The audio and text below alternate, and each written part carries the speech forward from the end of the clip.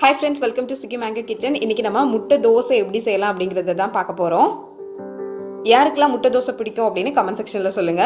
இதுக்காக ஒரு முட்டை அடிச்சு ஊத்தி இருக்கோம். கொஞ்சமா உப்பு சேர்த்துக்கோங்க. முட்டைக்கு மட்டும் தான் உப்பு தேவை. மாவுல ஏற்கனவே உப்பு இருக்கும். இதுல கொஞ்சமா மஞ்சள் தூளும் சேர்த்துக்கோங்க. சேர்த்துட்டு நல்லா mix பண்ணிக்கோங்க. நல்லா அடிச்சுக்கோங்க முட்டைய. முட்டை வந்து நல்லா அடிச்சு நல்லா கலக்கி ஊத்தும்போது டேஸ்ட் வந்து சூப்பரா இருக்கும். அதுக்காக நல்லா கலக்கிக்கோங்க. இப்போ அடுப்புல தோசைக்கல் எடுத்துக்கலாம். தோசைக்கல் சூடானதும் அதில் வந்து நம்ம மாவு ஊற்ற போகிறோம். எப்பவும் தோசைக்கு ஊற்றுற மாதிரி தான், கொஞ்சம் நல்லா விரித்து ஊற்றிக்கோங்க.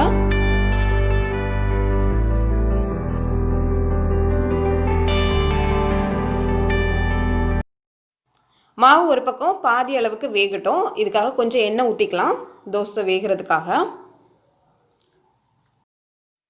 ஒரு பக்கம் பாதி அளவுக்கு வெந்து வந்திருக்கு. இந்த டைமில் நம்ம ஏற்கனவே அடித்து வச்சிருக்கிற முட்டையை அதில் ஊற்றிக்கலாம். முட்டையை ஊற்றிட்டு அதை எல்லா பக்கமும் தேய்ச்சி விட்டுக்கோங்க.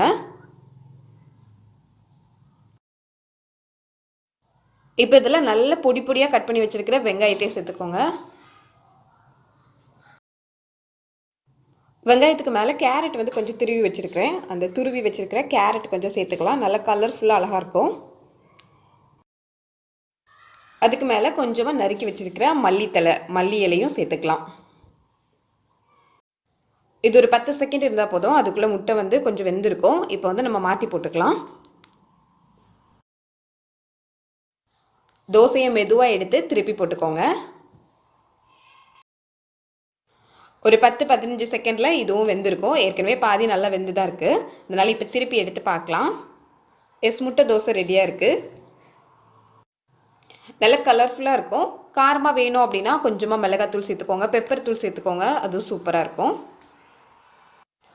கலர்ஃபுல்லான முட்டை தோசை செஞ்சு பார்த்துட்டு எப்படி இருந்ததுன்னு கமெண்ட் செக்ஷனில் சொல்லுங்கள். வீடியோ பிடிச்சிருந்தா லைக் பண்ணுங்கள், உங்கள் ஃப்ரெண்ட்ஸ் கூட ஷேர் பண்ணிக்கோங்க. புதுசாக சேனலை பார்க்குறீங்கன்னா சப்ஸ்கிரைப் பண்ணிக்கோங்க. தொடர்ந்து நிறைய வீடியோஸ் பார்க்கலாம்.